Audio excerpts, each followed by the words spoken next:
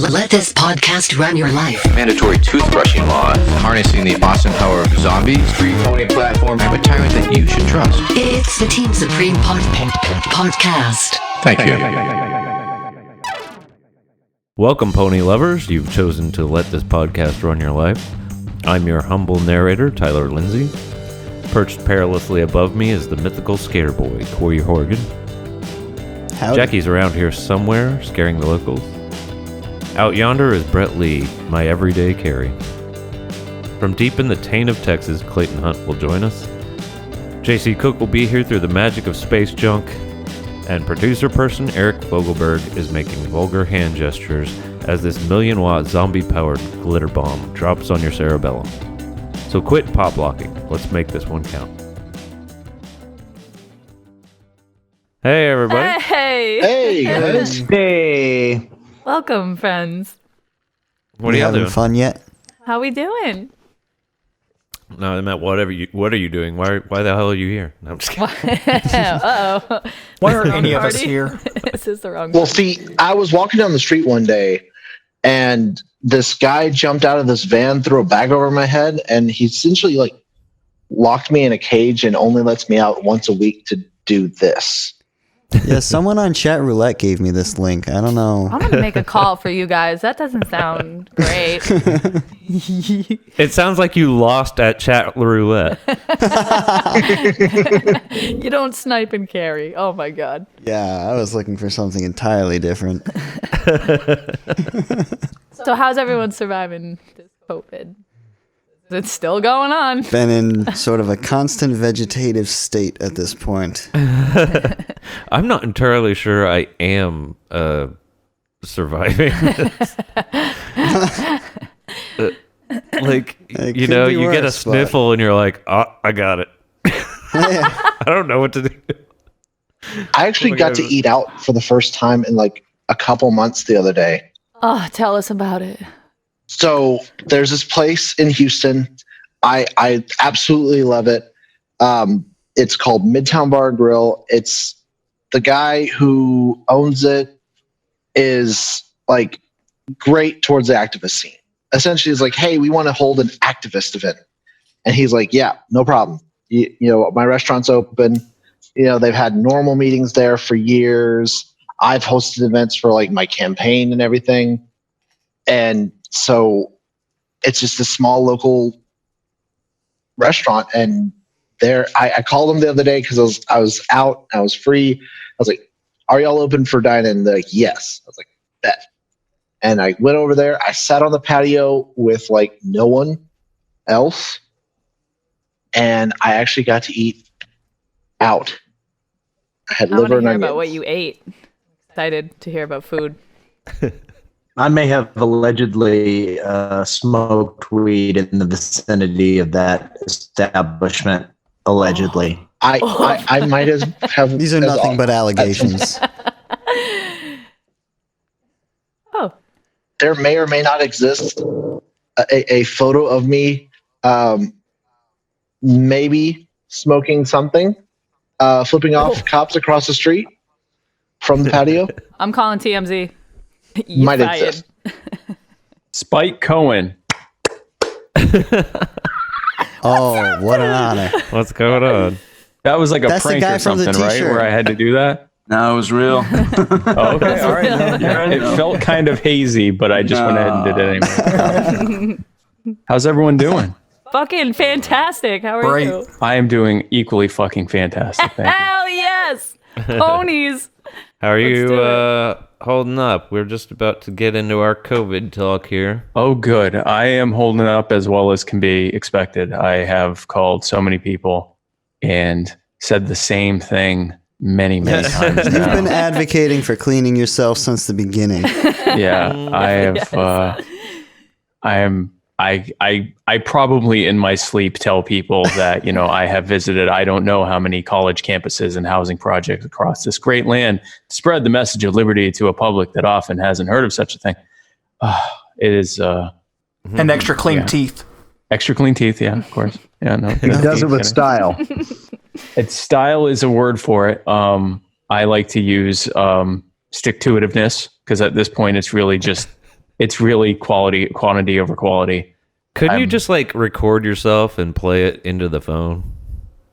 And just stop it if they ask a question, Right. fully aware that they're going to ask me the same thing everyone else has asked, and just continue pressing play. Yeah, totally that's like probably Ferris would work. Bueller kind of Bueller Just it, maximize That would- efficiency. That would probably work because literally it's the same thing. It's hi, my name's Spike Cohen, blah, blah, blah, blah, blah. I'm here to grow the party, da, da, da, da, da. And as I've been doing, blah, blah, blah. And I'd just like to know any kind of questions or concerns you have.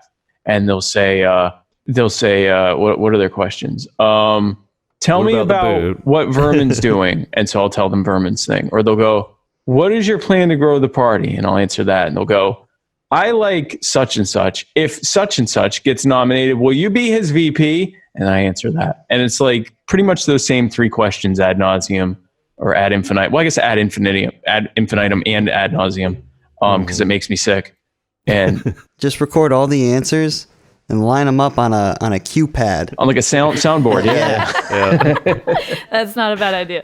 That actually is. I would have told you that was a silly idea about a week or so ago. Now it sounds like the most brilliant thing I've heard all day. Throw some sick beats behind them, man. Yeah, while you're at it, Oh yeah. yeah. remix it. Hello, your name. And then like a nice beat. Yeah. No, that's actually a good idea. That'd probably work. People say, Larry Sharp's nice, but Spike Cohen dropped that beat and killed it. It worked for Feldman. It did. Oh, that's true. Yeah, I could do a freestyle For a short time. and then save someone. Yeah, because it turns out that libertarian always rhymes with libertarian. Oh no. Yeah, JC's turning into a robot before our very eyes. That was trap beat, right? That was a trap beat. That's Yeah, the yeah, beat yeah. you can use, Spike. There it is. There it is, Spike, right there. That was like Intergalactic by the Beastie Boys, only without the Beastie Boys. Right. Just the intergalactic part. Yeah. That just means it was much cheaper. I expected him I like to, when he joined the Transhumanist Caucus, I thought it was just like to check it out. I didn't think he was actually Like he was gonna LARPing, follow- yeah, but go it turns through out- yeah. We actually want radical life extension in our time. I actually, I'm not against the idea of transhumanism. I think their proposals are interesting, but I like the idea of radically extending both the length and quality of life and all of that. But I think then they kind of take it in a. my buddy is convinced the first 200-year-old person is alive now. That's probably true. That could very well be He true. would put money on it. Once they can really do gene editing and get rid of things like senescence, you end up with a situation where, there are other animals that effectively live almost in perpetuity. So if they're able to isolate the thing that makes our cells stop multiplying, you could end up having a 300-400. We're going to go from 100 to 600 pretty quickly. But, once we figure out how to end the hay flick limit, that'll be the end of that. But I do think we have a few steps before that. My Tyler, take you on were talking about transhumanism immortality. is a little different. I just want some robot arms. I can Yeah, I get hear robot that. arms, Like man. legs that let me jump super high, like on top of a building. Now, when you say robot arms, do you mean it to replace your existing arms, or like a second set of arms that are robot arms? Depends if they're You're not better thinking, than you're not my that- arms already. Because I'll go all 4 robot arms. If they're better. Just all arms up and down your torso, just nothing but arms, just all grabby. That's actually kind of genius, though. Oh, don't tell Biden. Who could stop? Oh yeah, well, yeah. Imagine. Well, he would have like robo sniffer for the kids, and he'd grab the arm and like that. That's The bloodhound dog nose implant. yeah, bloodhound implant. Yeah, exactly. Yeah. Yeah, we're obviously pretty far away from all this because, they can't even get Trump to stand up straight. So. Yeah. What is that? Like he stands at like, and he didn't used to do that because they were showing old like photos as recently as like 2011, 2012. This is new where he's at like about a 20-degree angle. Like At all they times. cut the legs off of some drifter and grafted them and on. grafted them on. Yeah. Well, they said he stands like a very angry 7-year-old, like that. And Stomps you his know, feet. I don't know what that's. The first time it was pointed out to me, now I can't not see it, and it's kind of disturbing because every time like I see him, I notice that he's leaning just a little forward, and you know his legs are perfectly straight up, and he's doing the lean. It's like, how are you? My back hurts watching you do this. How are you doing this? I love transhumanism just for the idea that like death really is the last great tradition to be annihilated. Yes. You know?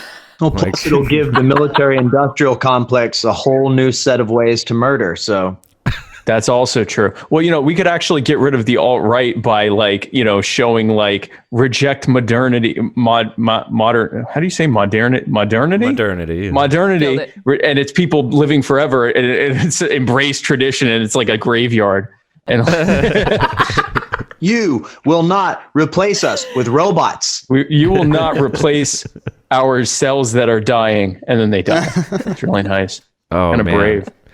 Whoever like really starts using CRISPR first, like has to surreptitiously put some like pigmentation stuff in there. So everybody's like, everybody's like David on all your cells from CRISPR. We just all become, I don't know what the right word is, mulatto. I don't know if that's a good. Yeah, we all become. Well, I I remember someone said that this is probably equally offensive. They said something along the lines of, because when it met me and my wife and said, "Oh, this is great. Race mixing is great. The sooner we all just mate with each other until we all look like Filipinos, the better." I said, well, that's in many ways inspiring and also racist. Like you found this. Yeah, that's a surprising peak of both combination. Post racism and racism at the same time, and I applaud you for that. He meant well. I'm just integrate, don't segregate. Yeah, integrate, but integrate everyone into a singular look. I'm just imagining like grocery stores wouldn't be able to use their top shelves anymore. Well, I think we're supposed to be. Well, I hope we were supposed to be tall Filipinos. I would hope the goal would be height and brownness. I mean, if I have a vote in it. If I have a vote. We were never asked.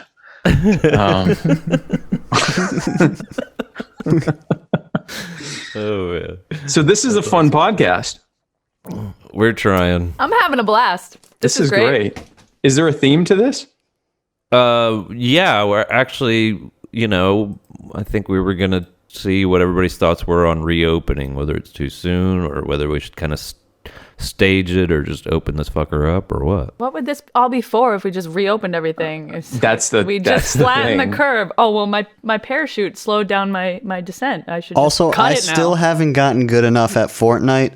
I really can't go back to work until I'm so deep in Call of Duty, it hurts. I can't stop playing multiplayer. I gotta go. Oh man, so I need that gold deagle. You know, my whole thing is, and this is very, very selfish, I'm able to visit all the libertarian events right now from this chair right here that is incredibly comfortable.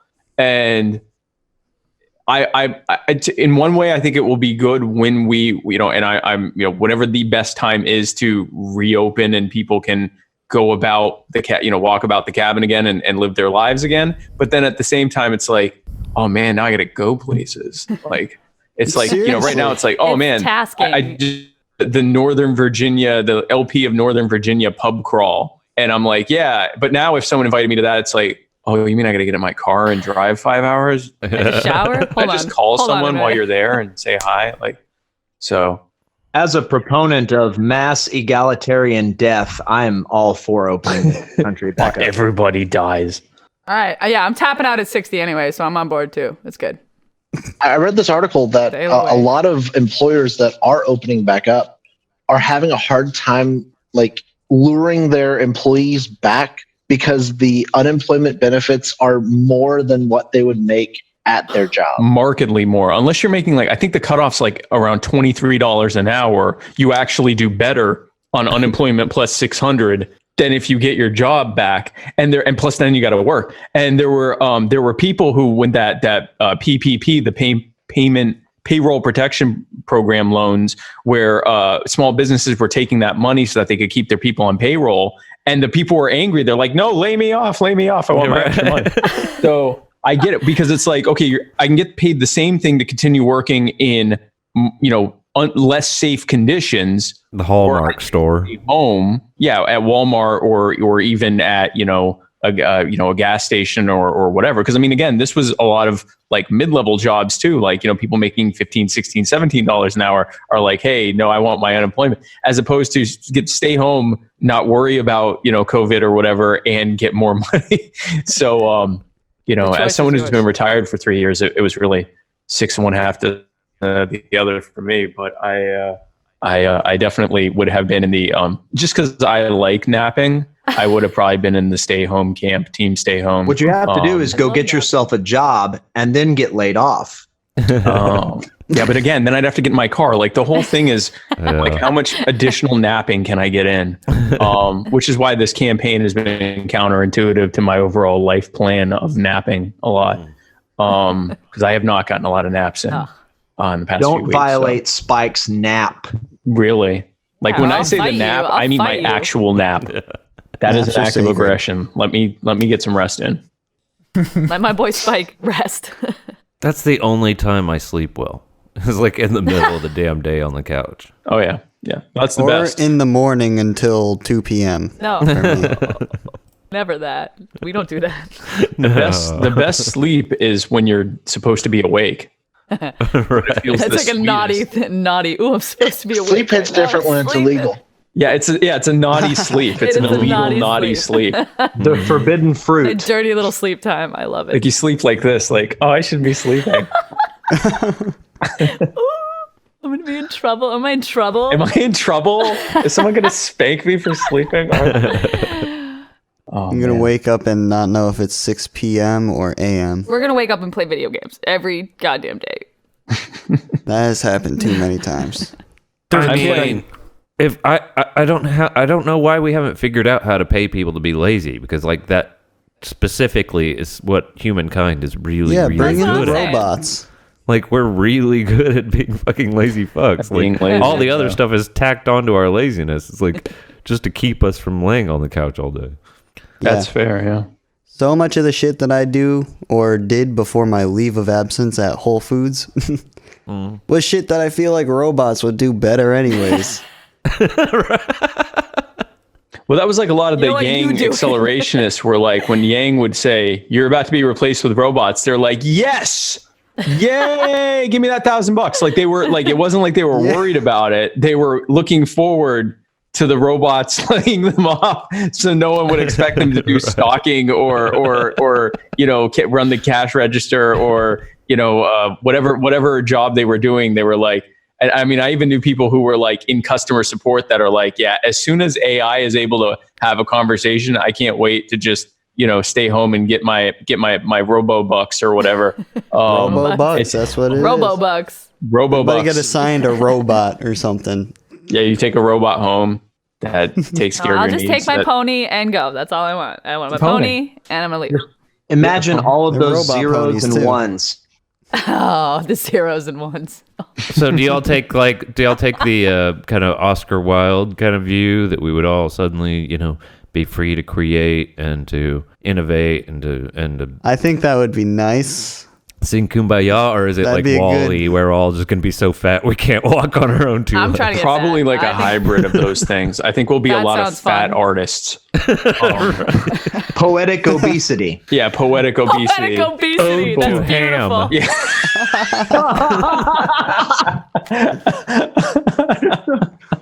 How do I glaze thee? Let me count the ways. Oh man, there will be a lot of like very low energy art. Tubby or not to be. I mean, you could accuse most art these days of being fairly low energy to begin with. Like you'll just see a lot of art where you can tell that their range of motion has been severely limited by clinical obesity, and they're like, I'm trying my best, but it's technique more so than the range of motion that we learn. So more bananas taped to walls. What's that? More bananas taped to walls. Yeah. Yeah, that's more energy that I'm willing to put out. Yeah. I have a typewriter. It's been in its case for like I have a 6 typewriter. years. I love it. It's beautiful. It's like a relic. It's amazing. Yeah, like I've a got mechanical typewriter or a digital one? Oh, I've got a- it's mechanical. Oh, wow. What's your model? Oh, wow. What's can your ask me the model in front of all my friends as if I know the answer to that question. Show me your I have no typewriter. fucking idea. I've got a 1935 I'll send you Remington pics, S. man. It I'll looks send you like pics. it's like piano black gloss. It's amazing Oh, yeah, piece keep of Art Deco. I've got a Glock typewriter, so Gonna write in your soul, bitch. I mean, I can't pretend to be William S. Burroughs without a typewriter, can please don't be William S. Leave those little boys alone. I? There's some artistic room there. We're not sure what he meant by little boys, but yeah. That's what Biden says too. Is there's some artistic room in it about making the kids rub my leg hair under the water, and how much they liked it. Yeah, it turns out that Biden is just an anthrax sniffing dog. Yeah, I don't think William S. Burroughs ever like kissed his granddaughter straight on the lips in front of her, like a bunch of people. Try not to. That's an odd one. Yeah, he's So- got that corpse moral superiority. But really, what is y'all's take? I mean, I know some people are ready to go back to work and they were willing to do it, and you know, a lot of places are putting, you know, safety measures in place. I mean, if they do it right and slowly, do you think it will backfire as bad as I do? Yeah, I think if it is, and unfortunately we're working with such incomplete data because we're seeing everything from our worst fears are confirmed by, you know, certain statistics to other antibody statistics saying actually way more people have already had it than we could have ever known. And they were all, you know, asymptomatic. So we're actually already close to herd immunity and it's not nearly as deadly as we thought. And everything in between, we don't even know how deadly this is. So I can tell you, I personally, if I were someone who was working somewhere and was told, okay, everyone back to work, I'd be pretty reticent to go back because we just don't know what we're dealing with. And depending on the type of business that you're in, like when I see people at the bank and I think, I don't know if it's possible to do that job in a way that's guaranteed to be safe, even where you're dealing with only drive-through, you're touching so much stuff that other people have touched that it's really hard to make sure, especially like the people that work in, you know, doing cash registers when I go to the store, every once in a while, I do the self-checkout, not just to limit my interaction with people, but also to have to limit their interaction with others as well, because it's like these poor people are checking people out. They're touching everything you've touched. They're touching your credit card. Well, actually, they're touching your money because if you're doing a credit card, you're just putting it in the machine, but they're touching your money, and that which was already filthy to begin with. And then they're taking a bunch of other money that other people touched and giving it back to them. Like they're acting like vectors. And you know, there are still some restrictions out there. So God forbid you break some, you know, rule, and now some cop comes well within 6 feet of you to issue you a citation or take you off to the COVID breeding grounds at the you know, local county jail. Like right. I really I would be very hesitant to go back out if I were in that kind of position until we at least knew what we were dealing with. It's still so all over the place. I don't think the government should be involved in it, but should individual people and individual businesses and so forth be doing it? I don't even know what to tell you. I can tell you right now, I've been very much erring on the side of caution just until we have a grasp of what it is we're even dealing with. Yeah. That's more like you take care of you and I'll take care of me, and we can all take care of each other in that same way. It's like, well, you know, keep your distance for you and for me, but it should be it's like user discretion. I don't know. I saw this You just can't tell what other people are doing. That Vermin retweeted today. I don't know if any of you saw it. She was like talking about the conditions in her hospital. And I'll tell you what, I'd be afraid to be in that hospital. Yeah, it's scary. She had this really whole scary breakdown about how the mismanagement of the patients and people dying, not even necessarily to COVID, but just not treating it right because shit was just so hectic at this hospital. But it seems like hopefully, you know, that's just that one, you know, hospital, but it was like scary to think about. She was like, you know, on the verge of tears the whole video. That's wild. Saying, you know, all these people We just don't know. They're just okay with like it. Spike said, we Ah. have no idea what to expect. So err on the side of caution. So that sufficiently scares me into staying home and playing video games. Yeah, really. To stay Yeah, home and exactly. play video games.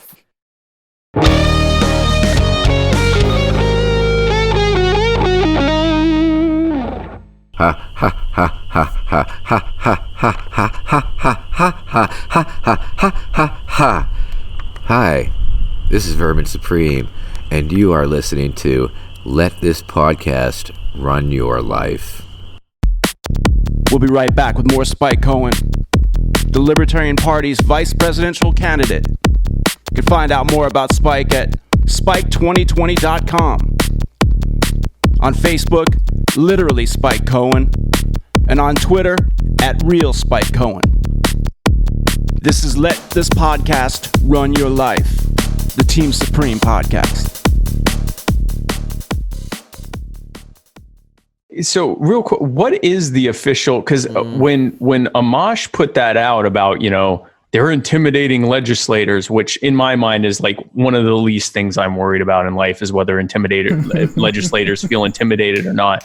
But I also know, like, I didn't know, like, do we have an official position on that? Because what I've been saying is that anytime I'd be asked about private citizens carrying guns, I would always pivot back to the police state and basically dare the media to explain why they're fine with people whose job it is to intimidate the public with guns. If they have badges on, that makes it okay. But I didn't know what Vermin's thoughts on that, what the like if we have an official position on that or what. We do a gun buyback program where we give Vermin our guns, and he gives us better ones. He gives us better ones at the state house, right? Like in front of the legislators. Yeah, it's like it's the gun buyback program. Only It's the gun you buyback. walk away with a fucking RPG. You walk away with like a full on like minigun in front, and we make the legislators watch. We line them up, and it's like a reverse gauntlet where they have to stand to your side as you walk forward, get your nicer gun and your flamethrower, grenade launcher, whatever, a recoilless rifle, and then turn around, walking through them yet again for them to feel whatever they feel like feeling in that moment. Right, and so like then you wouldn't be required to wear all your LARPy body armor and all that shit. Yeah, your Hawaiian shirt. Hey, I've got plenty of Hawaiian shirts. No, listen, I am all for it. I had an entire phase in my life where I wore nothing but Tommy Bahamas, khaki shorts, Kangol hats. I was very much an elderly retired Jew well into my early 20s. And so I've already got the what's that? Gold chain? Oh, of course, with my initials on it and the whole thing. Oh, and nice and a Rolex with matching band for the other wrist. I was the whole thing.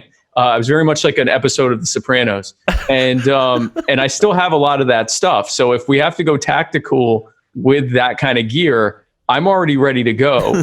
All I'm saying is it feels slightly LARPy, but I'm fine with being LARPy too. Like I'm not anti-LARP. Per se. Vermin campaign is pro LARP. Yeah, I'm not. Yeah, I mean, pro LARP. I guess I'm LARP. I'm a LARPing atheist. LARP adjacent. I'm agnostic about whether to LARP or not to LARP. I'm fine with it. I like dressing that way occasionally. So if I can do that wearing body armor and panoramic infrared goggles as well, then all the better. I knew somebody who made some pretty legit LARPing swords. What's that? No joke. He made real ass LARPing swords. Oh, it was impressive. They fought with them. Well, there you go. And I mean, I'm like I said, I'm not against it. I mean, there is something tiring about people who are well into their 11th or 12th year of, Revolutionary Warrior cosplay without the actual dressing up but they're ready to fight the tyranny of whatever inconvenience they're battling that day, but they just say they're ready, but not Imagine don't. if you really riled up that whole community and gave them like real weapons. Right, exactly. Go get the I LARPing don't think community to go fight. They'd probably the do like terribly. bug guys. Let's Just see tell what them happens. it's all fake. Just like, oh no, this is a reenactment. That's a reenactment. I don't know. That tear gas smells right. No, it's all reenactment. Go shoot. They're blanks. They're blanks. It's all blanks. Watch. They're gonna really be into it when you fire at them. They're faking it really well too, as well as you are. Sounds like it'd probably be a better movie than Gray State. That would be a great movie if a movie about people who convince an entire group of cosplayers to do an armed revolt To fight against a the real government. like revolution, they have no idea. Yeah, no, that would be. That would be That's actually hysterical. that's better than Tropic Thunder. Y'all want to hear what Justin Amash had to say about this? Yes. Go for gold. All right. Let's hear it. This is from CNN Politics. Let's check this out. I want to ask you about these protests that we've seen in Michigan. Hundreds of people descending on the Capitol on Thursday. Some of them armed, which we should note is legal in Michigan. They're protesting the governor's stay-at-home order. President Trump tweeted a message to your governor saying she should make a deal with the protesters. He's also said, liberate Michigan. What do you make of this all? Well, thanks for having me on, Jake. Everyone has the right to protest, and I think the governor overreached in a lot of ways, and that upset a lot of people in the state of Michigan. But when we protest, we have to do it in a way that is appropriate. I totally denounce and condemn Nazi symbols that were used in some of the protests. I think it's a terrible idea to come into the Capitol with weapons, bearing weapons, knowing that it might be perceived as some form of intimidation toward legislators. So I denounce those things, but everyone has the right to protest. And we're a state that cares about our rights, cares about our freedoms, and we should work together with the governor. Dear Lord. So here is a case study, a case in point of how to be a passive interviewee on major media. Show up, let them know you're just so happy to be here, and then basically give whatever talking point they give you, as opposed to redirecting the conversation to the narrative that you want to present, which in our case would be a liberty-friendly one. I would hope that I never find myself bemoaning the possibility that legislators might feel intimidated by the general public. Good God, it was worse than the quote. Holy hell. I've actually worked with a candidate prior. We talk about this often. Corey Watkins ran for governor in Texas, but right. Prior to that, he'd been kind of the poster boy for the open carry movement. He was the guy. They used his picture in like Rolling Stone and stuff, like him walking around in a Target with the AK-47 slung around his back. With right. He got called out in Jessica Jones. Yeah, he did. A poorly written little blurb, but a blurb nonetheless. He had actually gone as protesting to the Capitol, and you can't, they've got freaking metal detectors and all that crap there, but in the Capitol in Austin, and going back and forth with this legislator, and the guy tried to shut the door in his face, and he put his foot, in between the door and the door jamb, and that caused the Capitol security in Texas to add panic buttons to every legislator. I remember that. Yeah. Hey, interesting fact about that legislator. This last year, he had a little trouble at the airport. He accidentally dropped his envelope full of cocaine. Nice. Yeah, the same guy. He's probably a little jittery. Did he have his panic button on him? Like it was like a Staples button that, I dropped my cocaine. Yeah, if you're on cocaine, I'd be smashing a panic button all the time, man. That makes you fucking crazy. I wouldn't be at an airport. That's for damn sure. Especially not with an envelope of it. Goodness. The thing is, like, you can actually carry at the Texas Capitol if you have your license to carry. You can open carry. Yes. Yeah. Oh yeah. Oh yeah. Yes. Guns, but like, I mean, you see with the cocaine, you just, as long as you're a legislator, As long as you you're have a a prescription legislator. from a doctor.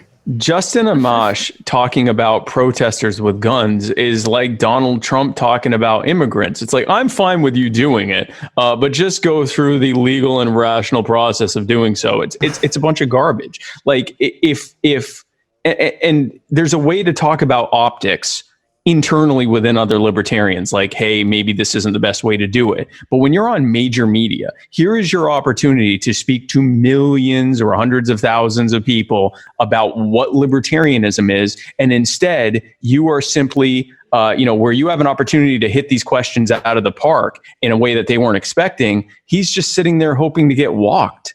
And it's a major problem, and it's not just specific to Amash. When you are, as he said, just so happy to be here, and you just want to make sure that you're in the in crowd of being being welcome, they fall into the trap of thinking that being agreeable with the interviewer is a great way to get invited back. Well, that is one way to do it. But another way to do it is to be so compelling and so dynamic that they can't not invite you back because you're such a draw to the crowd. And in doing so, you can actually present a libertarian message. Again, whenever understand when you are in front of major media, their goal, when you're any kind of third party, libertarian, green, whatever, anything other than a Republican, their main goal of what they are trying to do is discredit anything that you have to say unless it falls directly into their narrative, force you to question your own beliefs and precepts on live TV, and make you look like a foolish option to anyone who's paying attention.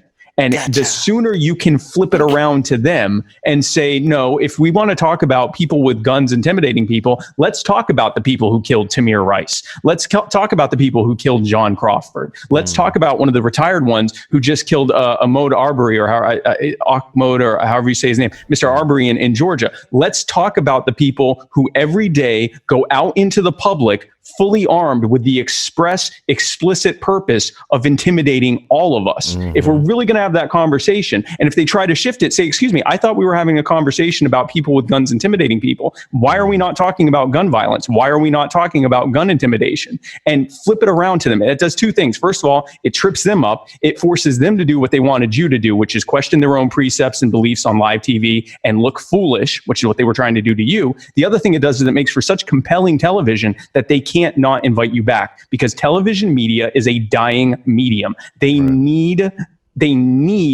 attention because they need ad revenue. The one thing you can do with corporate media is get their attention and get them to need the ad revenue that comes with you coming on and getting people's eyeballs on you. And so you can do both of those by taking control of the conversation and giving them the talking points, making them the person who's being grilled, making them wish they never had to have you on again, but they have to have you on again.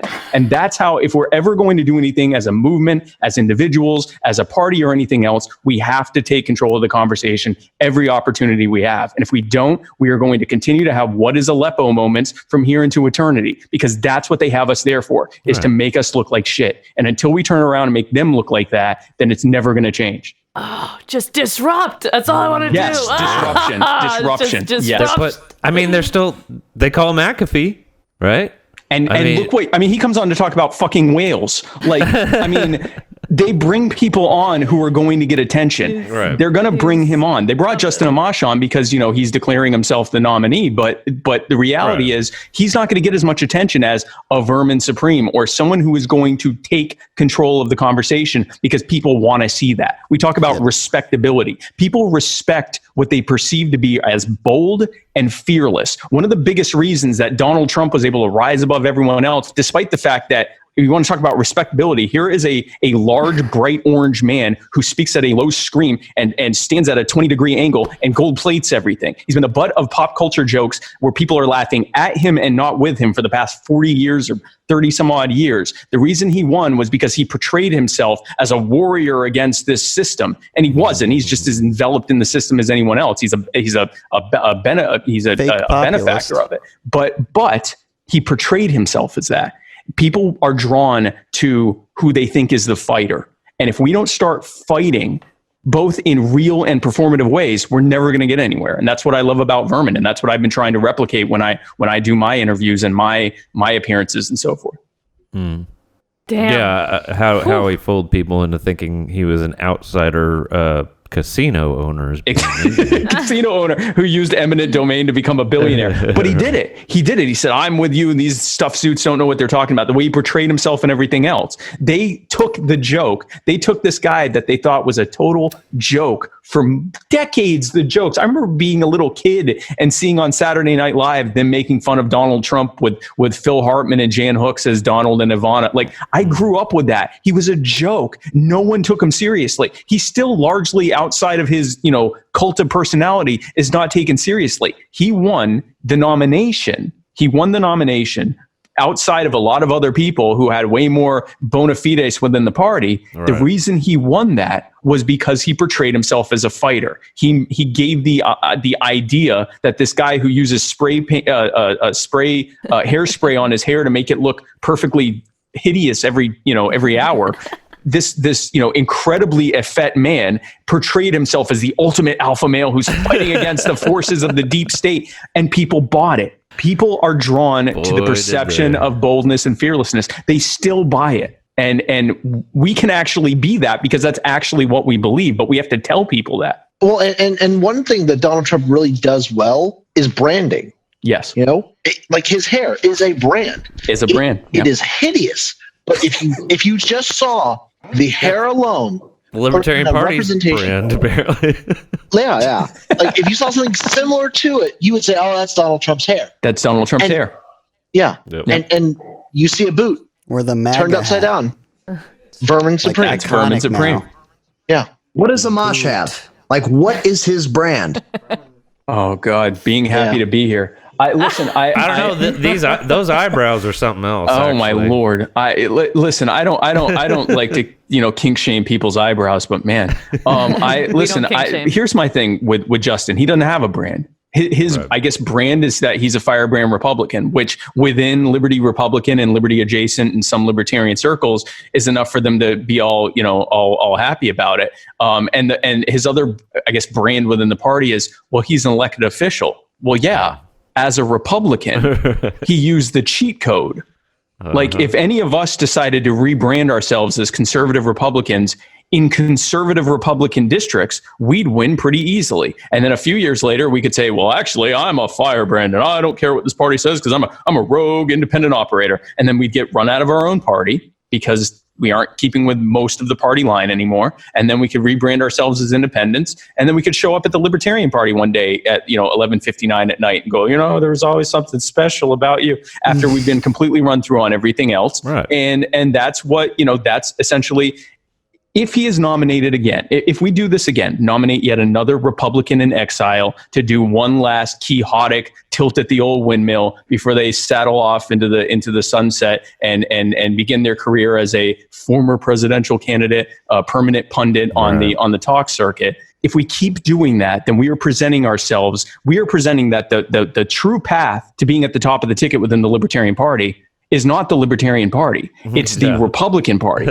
Work your way up to, barely prominent level within the Republican Party, and then shift over and you can own everything in the Libertarian Party without even having to compete. We have become, we have this incredible platform that is based on the concept of self-ownership and non-aggression and voluntary solutions over coercive ones, building a voluntary society, challenging the cult of the omnipotent state. And yet in reality, what we are is basically a step down retirement community for medium energy Republicans. And they view us as a third party. It's not the Libertarian Party anymore, and everybody knew about this danger. And it's a constant fight to ward off. Again, if the Tea Party 10 years ago had decided to take over the party, they would have more than could have done. I mean, in my county, they did.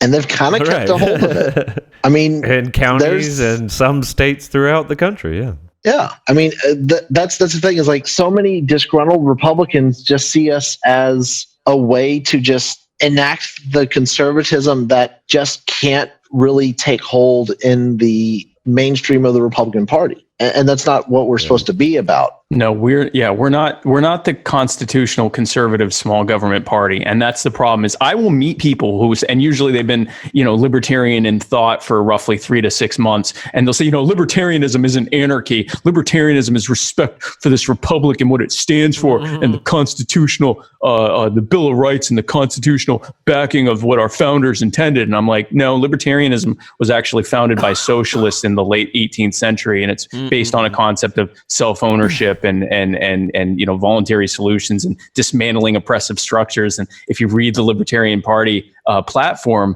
it was founded by anarchists and some minarchists with the expressly stated goal of disbanding the state and everything it stands for. There's absolutely nothing remotely libertarian about, so especially Article 1 of the Constitution, which authorizes the federal government to rob, kidnap, and murder us as it sees fit, provided, of course, that it determines that it meets its own qualifications for conditions requiring such things. Then, of course, it can do it as it sees fit. There's nothing libertarian about that. There are some libertarian parts of the Declaration of Independence. There are a couple of nice lip service libertarian talking points in the Bill of Rights, but the actual system of governance was essentially a usurpation of the Articles of Confederation, which in and of themselves weren't perfectly libertarian, but far more so than what we have now. The anti-federalists have been thoroughly vindicated, and libertarianism is not the place for you. And they do not get happy when they hear that. And obviously, I'm glad that they're here, and I'd like to engage them on it. But we are not the constitutional party.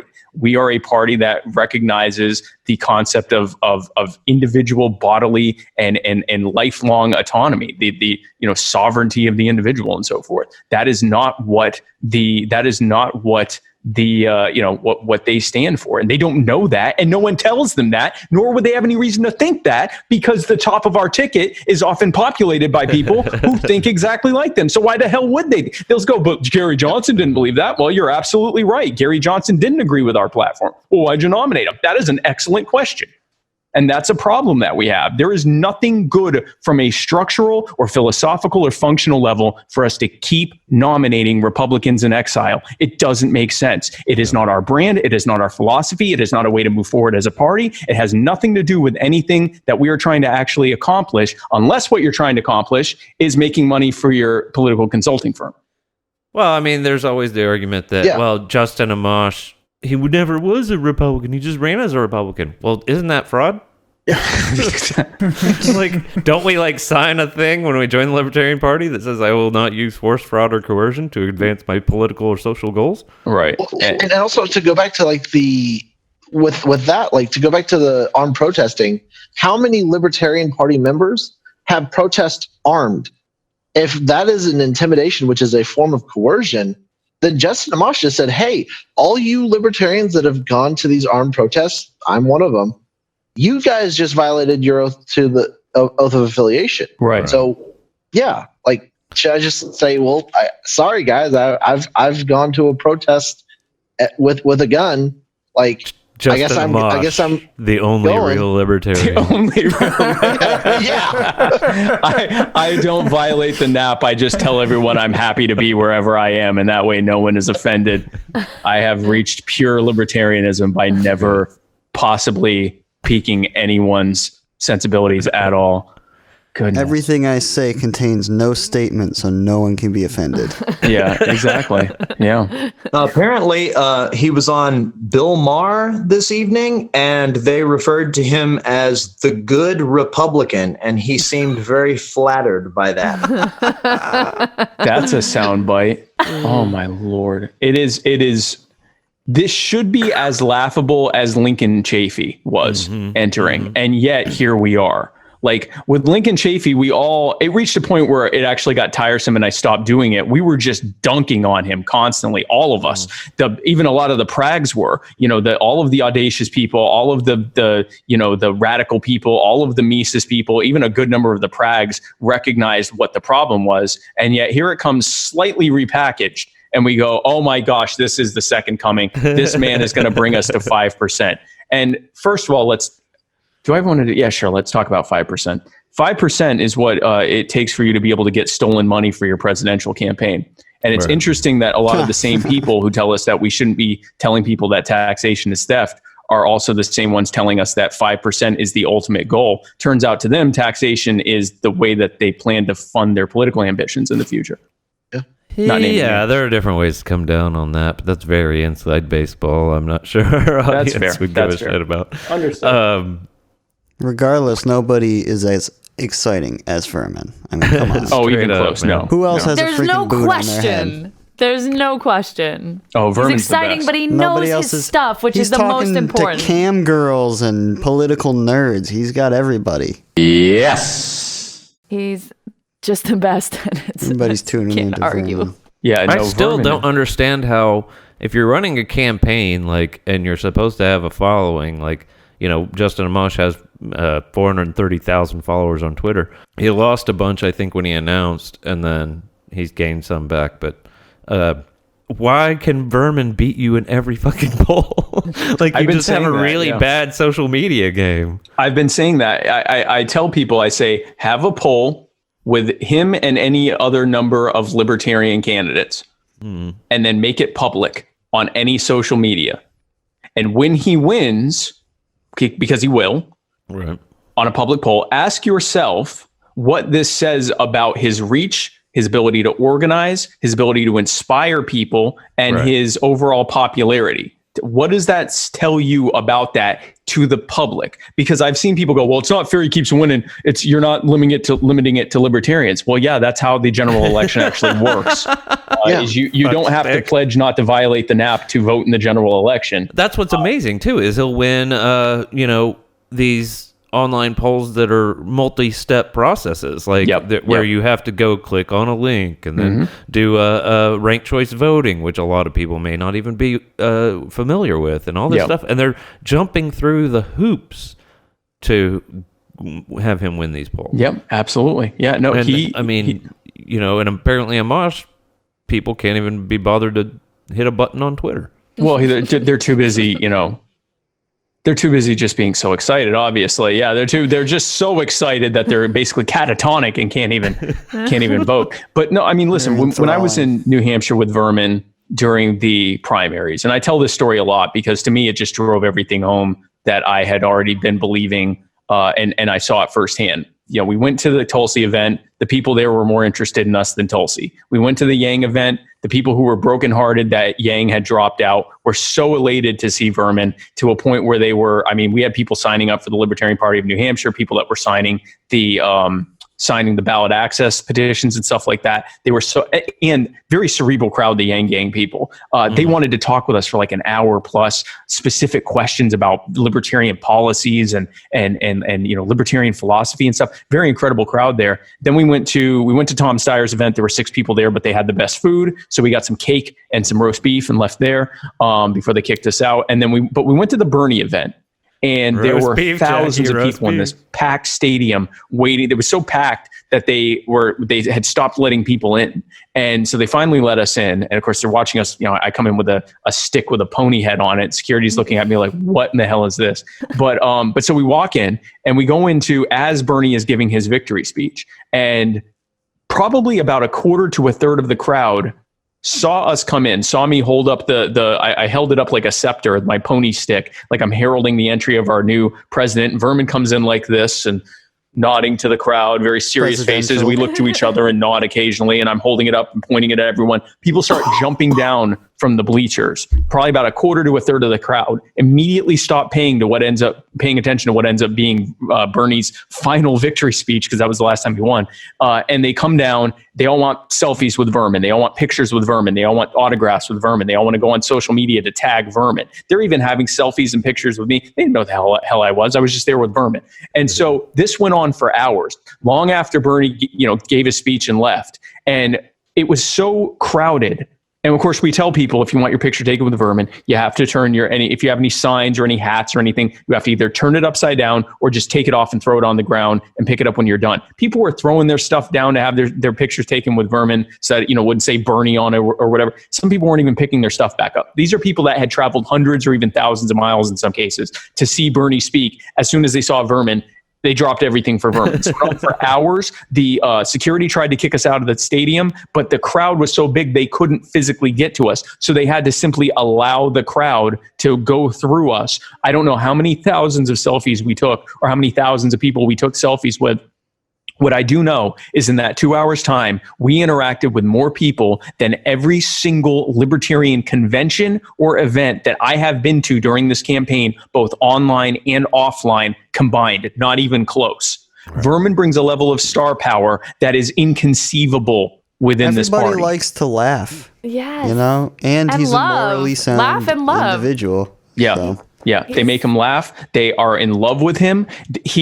Humor lowers cognitive defenses. So when someone starts telling you, I want to start talking to you about my political beliefs, you immediately, without even knowing it, start putting up your defenses because you're ready for them to essentially attack your beliefs until you find out that they agree with you, and then you kind of lower them. But if they don't agree with you, or they're saying something you've never really heard before, you're immediately in fight mode. You don't even realize it half the time, most of the time.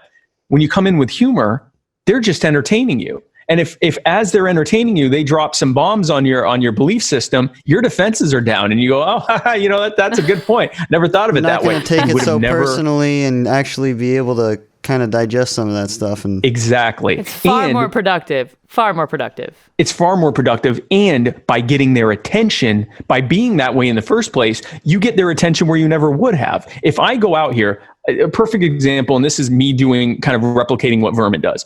Shortly after I announced that I was running for VP, local media said they wanted to interview me because, you know, local guy running for vice president. I said, okay, that's fine. They came over here. They were actually right there in the same room. And, you know, they saw my setup and they're doing B-roll and all this stuff. And I said, so how does this work? And they said, we're going to interview you for 30 minutes and break it down into a 90-second interview. And we are going to then add 20 seconds of someone who opposes whatever you've said to give the opposing side so that it won't look like we've just done an ad for you. And I said, okay, that's fine. So I realized how this was going to go. I was going to say stuff, libertarian stuff about ending the war, ending the Fed, getting rid of taxes, whatever, ending the drug war. They were going to break it down into incomprehensible sound bites that no one would get. And then they bring someone on to assure everyone that that was absurd. And that, of course, the way that they've always been told to believe by corporate media and the government is definitely the way to go. And that would be the end of that. They would have done their due diligence of giving a third party voice, a third party candidate, an opportunity to share their message.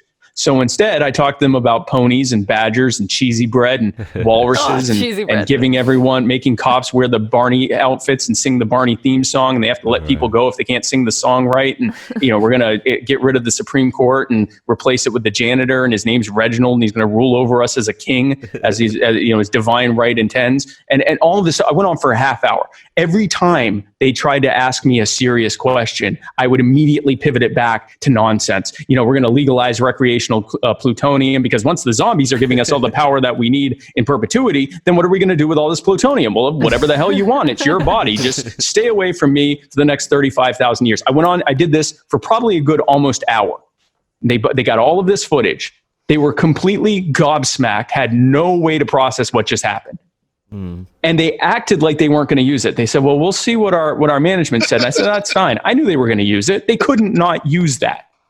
It became the most, if I had just done my standard issue thing, just talking libertarianism to the normie media, I would have probably had it, you know, a few people would have watched it and my mom would have shared it. A few of my friends would have shared it and we got a couple dozen shares and that's it. It got shared thousands of times. It was such a popular item that they showed it again on the 11 o'clock news. So first they showed it at 7, then they showed it at 11. Here's the other thing that happened.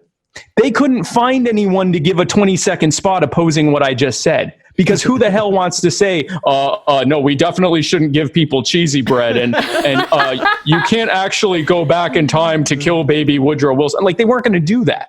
So instead what they found was a 5-second clip of some poor political professor who's probably on retainer who said, yes, third parties have a hallowed tradition, hallowed place in our tradition. And it goes back to me talking about zombies or whatever. So it was perfect.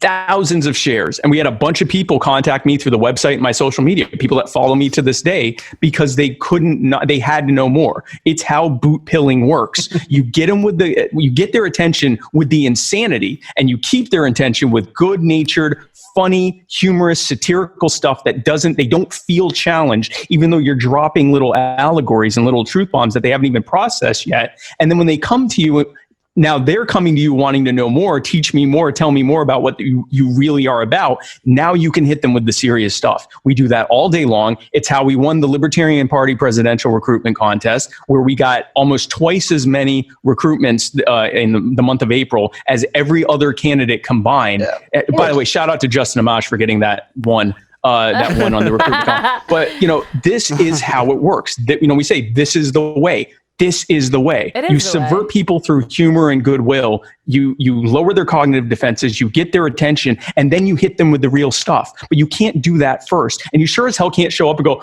"I'm happy to be here. And yes, I suppose that it could be seen that way. As you just said, I certainly would hope to be invited back in the future." You can't do that. And so that's how we're doing it, is the way. Man, you got me fired up. I think we need to relax a little bit. Y'all ready to let us omm?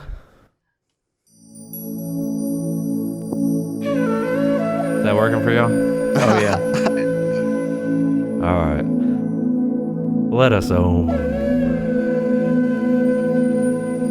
How y'all want to do this? You want to do count at 3 omm, or do you want to just individually omm at your own? Count of 3. All right. We'll do on the count of 5 for all the chakras. Or are there 7? I forget. 1, 2, 3, 4, 5.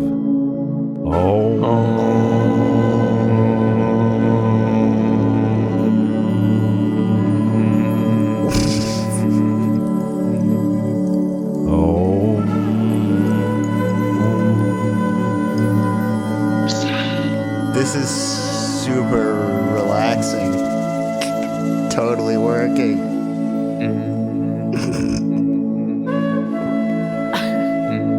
All right, so let's try something here. Let's all do some self-love.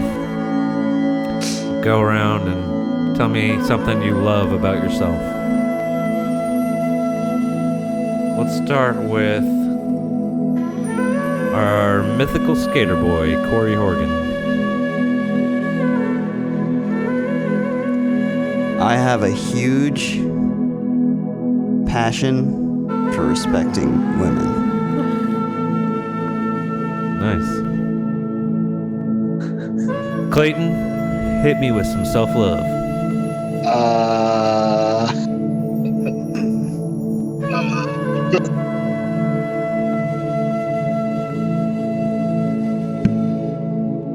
I'm not the worst looking in the world. Not bad, not bad. You'll get better at this, I promise. You'll get better, I promise. Spike, tell us something you love about yourself. I have a winning smile, and darn it, people like me. Good one, good one. Brett, do you love all the things about you? Just give us one. I love how I can communicate with others and help them sometimes in ways that they can't help themselves. Beautiful, beautiful. That's pretty. Jack Attack, hit us with some self-love. I have the biggest dick in all of Boston, and I love it.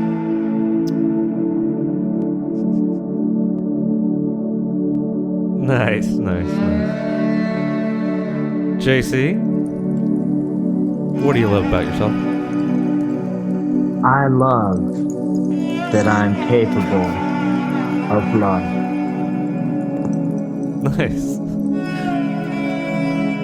And I don't have to do it, I'm the host. No, I'm just kidding. Yes, you do. I love Come on, Tyler. my honesty. Gets me in trouble sometimes, but Oh. that's There's what I love crying? about myself. Y'all want to go out with an ohm? Sure. This time we'll give it on a count of 2. For me and you, baby. 1, 2.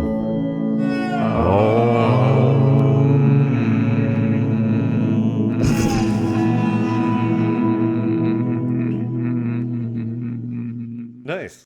Ooh, linger. Oh, wow. That was nice. Nice. I tell myself that every morning. Every morning. That you have the Jack, the you have the dick. biggest dick in this house. Act like it. And it works. Works every day. So that felt great. Why don't we figure out some, kind of interpolitical love that we've got going on? Because the campaign has some Bernie people, and they just happen to be, a couple of them just happen to be on the... You're darn right. Vermin's appeal spreads far and wide. Yeah. Even us folks who are former current Vermin fans. Still former Bernie fans. Yeah. There's quite a few of us, Yeah, I let's think. make sure we get on the... Current Vermin fans. Do y'all have any kind of Bernie related questions for Spike? Well, I suppose, everybody wants, Vermin to endorse someone else, but I would never ask you that. Okay. That said, what do you think of some of the other candidates like Bernie?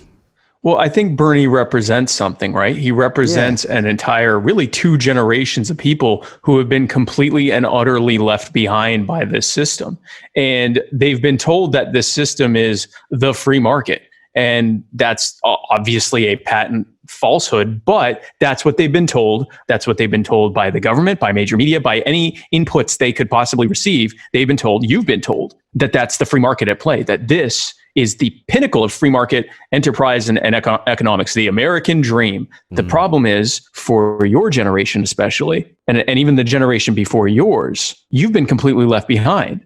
So you've been told your whole life, more than likely, that if you work hard and you go to college, everything will work out. You'll be able to get a good job, just like your parents and your grandparents and their parents did, and everything will be fine. And if you try to share possibly with those other generations what your experience is like, you're told that you're lazy, you eat too much avocado toast, and you need to, be more thrifty, because when I was your age, I got to go to college and I simply worked part-time to pay for it. And when I got out, I bought a house within just a few years. Well, yeah, because the price of everything was considerably less and the wages weren't all that much lower than they are now. And of course it was easy to do things that way. But what happens is you're being told this is the free market. This is free market economics, free market, good old fashioned American free market capitalism. And so your thought is, okay, well, if that's what this is, I want literally the opposite of this. I don't want to have to struggle and not know if I'm ever going to be able to pay off my student debts. I don't want to go through all of this only to end up in a low wage job for the rest of my life. I don't want this. I don't want to potentially lose everything because I get sick one time and have, tens of thousands of dollars in hospital or medical bills chasing me for the rest of my entire life. I don't want this. I want something different. And so then you have someone like a Bernie Sanders who comes around and says, yeah, the system's left you behind. These generations and these wealthy people have robbed from you in your future. And I'm going to basically tax them to pay for the things that you need. And when those people say, you can't do that, that'll destroy the whole system. It'll crash everything. You go, good, fuck you and the system. Disrupt. That's great. I'm fine with that happening. And so that's what Bernie speaks to. There's nothing magical individually about Bernie Sanders. It's what he represents. It's what he is promising and claiming.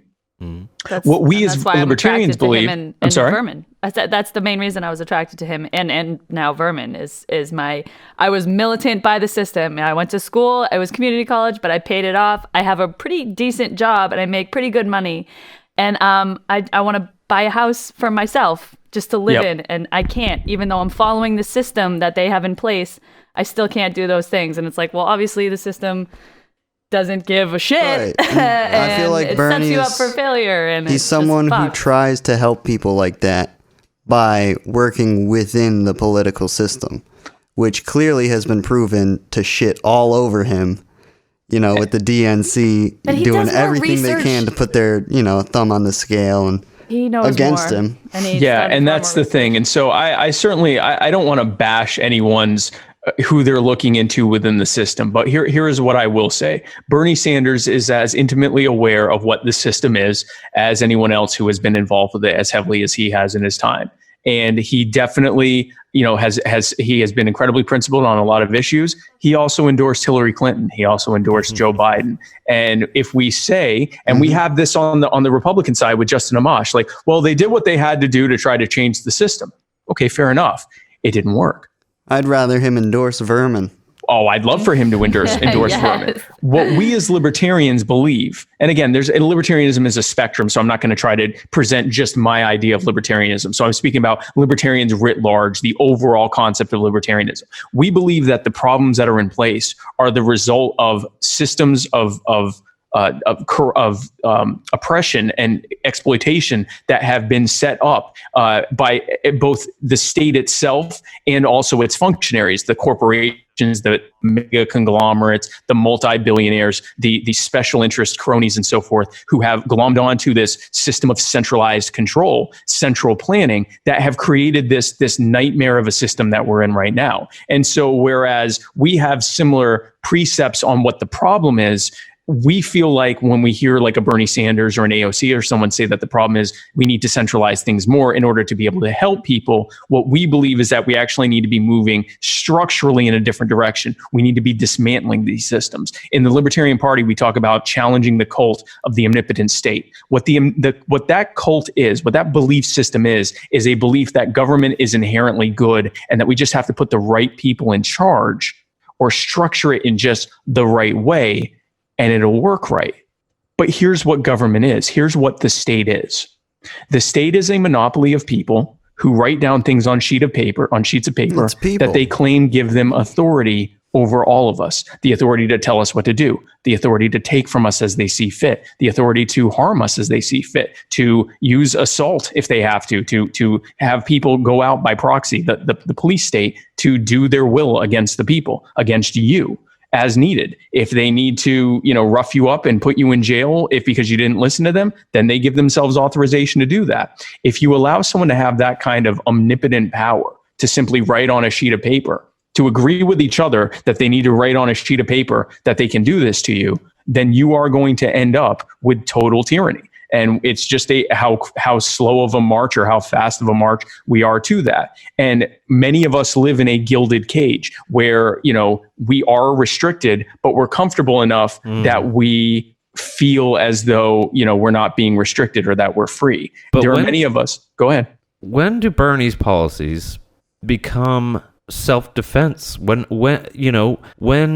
crony capitalism, let's call it, has created the system that we're talking about, libertarians would dismantle and make it to where you couldn't do that anymore. Right. Well, right. But when can you use the force of government to right those wrongs? Like, obviously, if we hit, some of our listeners might know what the Rothbard's button is.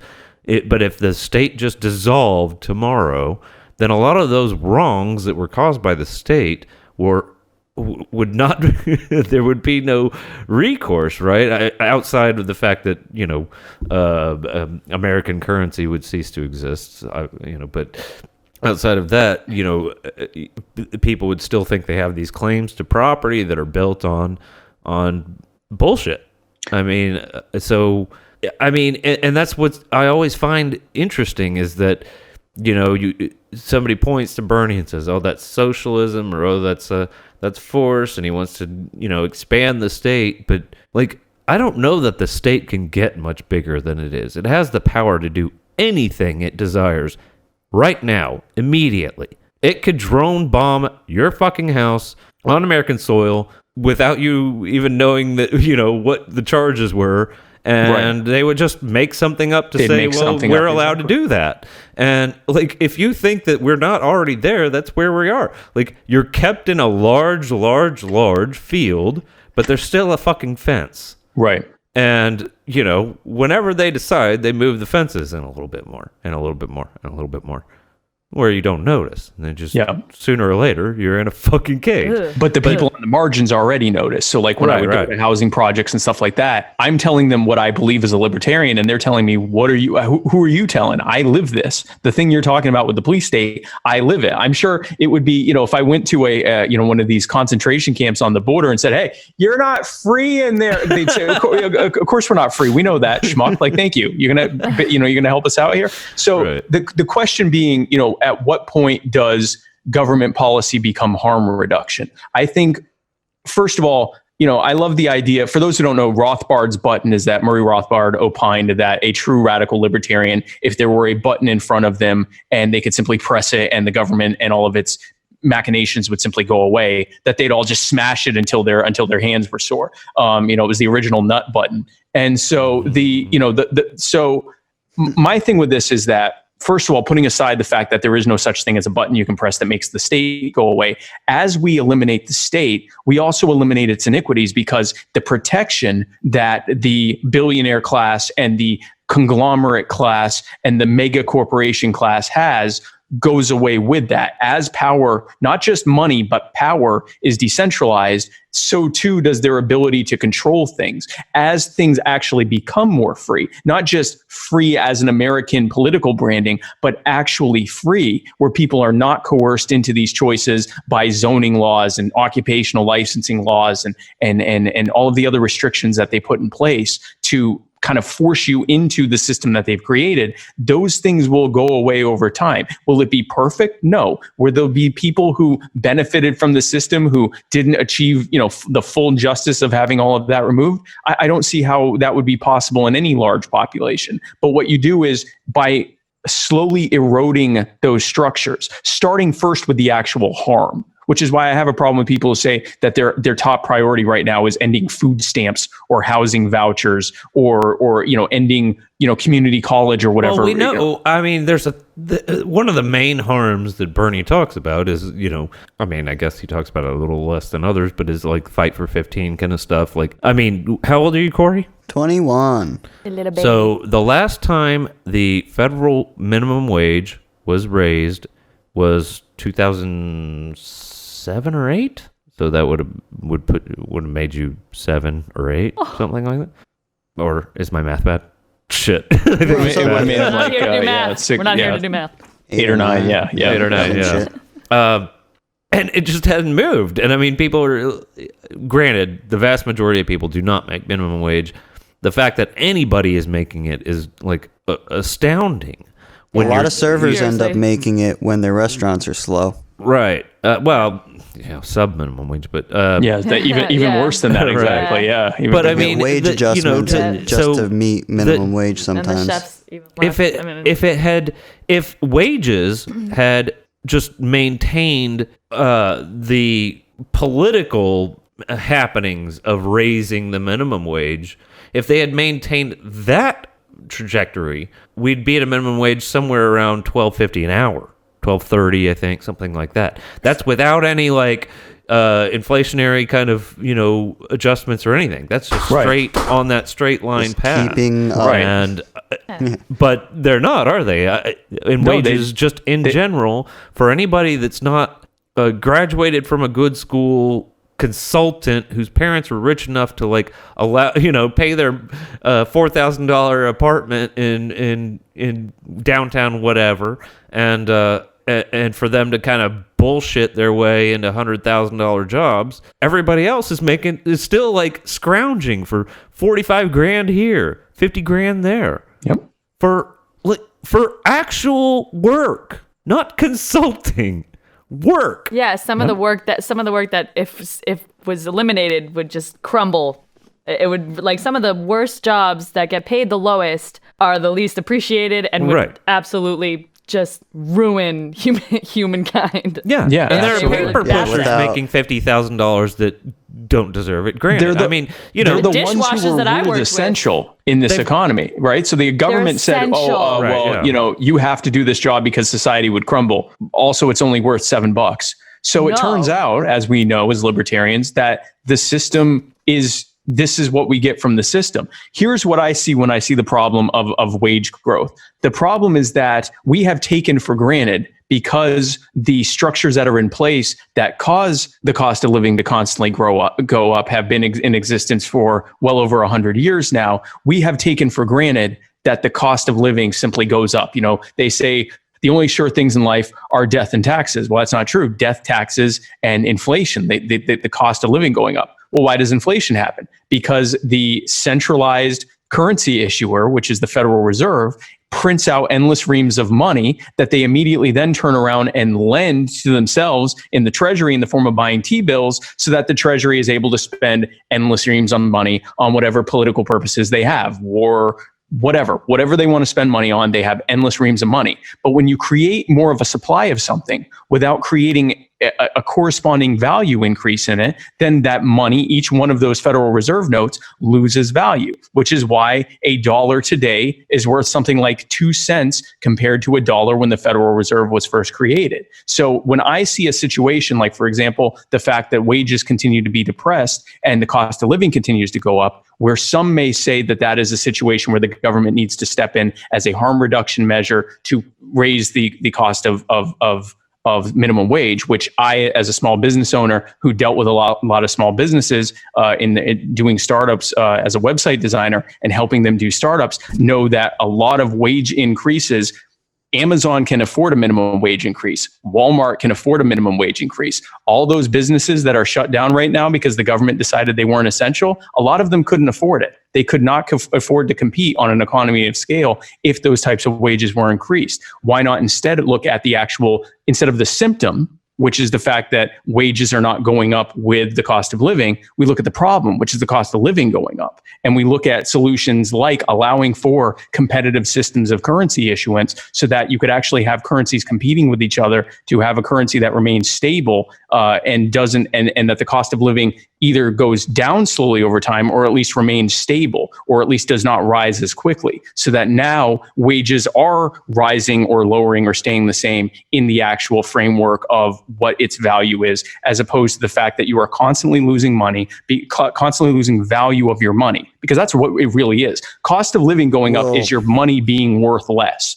Your dollar doesn't go as far. And the reason is because you have an organization that you are forced to be a customer of, the Federal Reserve, who issues you your monopolized currency, who endlessly prints out more and more money. So that is a problem that is dealt with through, again, the dismantling of that particular structure. Producer person says we are deep in the weeds. No, but that's the reality of when we talk about this, because it is easy to say, let's raise the minimum wage to whatever, but that doesn't fix the actual problem. And what it does do is leaves behind countless number of small businesses who simply couldn't afford it.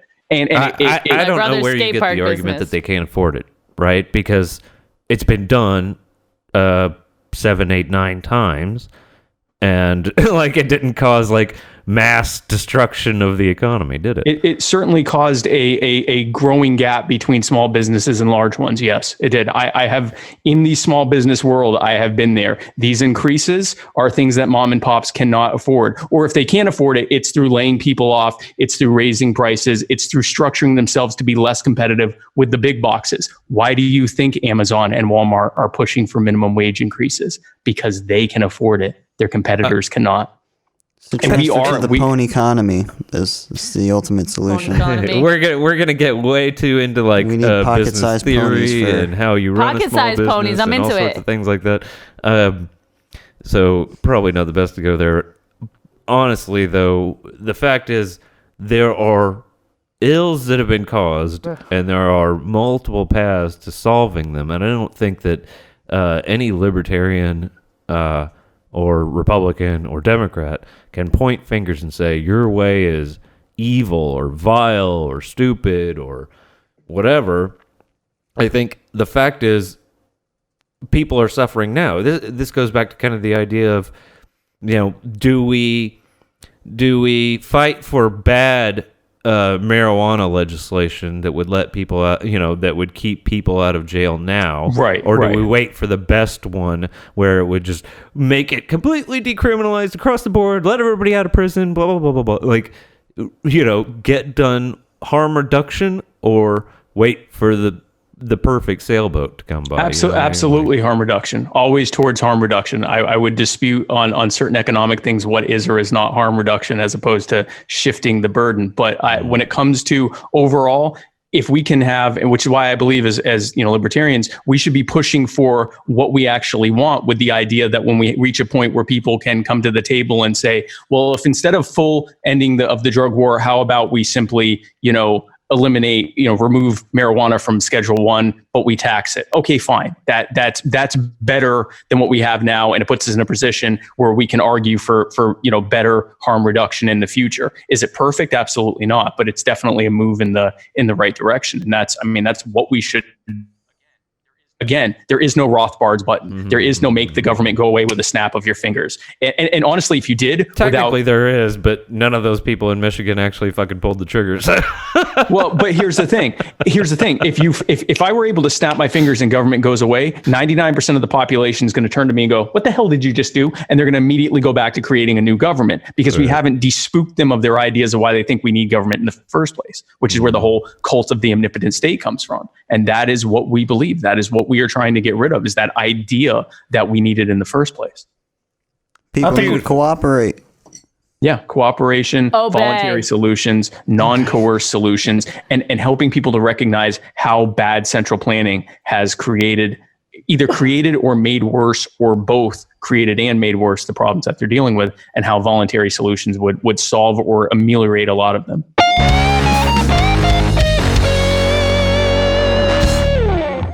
All right, y'all ready to play a game? I'm ready for roast beef, but I can't get what I want in this fucking Jackie podcast. knows what's coming.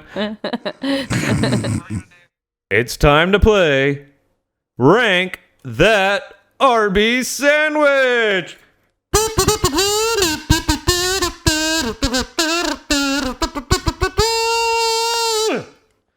All right. What an intro. All right. So, tell me your favorite. All right, well, I had a dream the other night that I was eating roast beef, but I must have woken up and grabbed something, because I woke up eating my pillow, but it wasn't. I almost started a fucking riot because I didn't have roast beef. It was so real, though.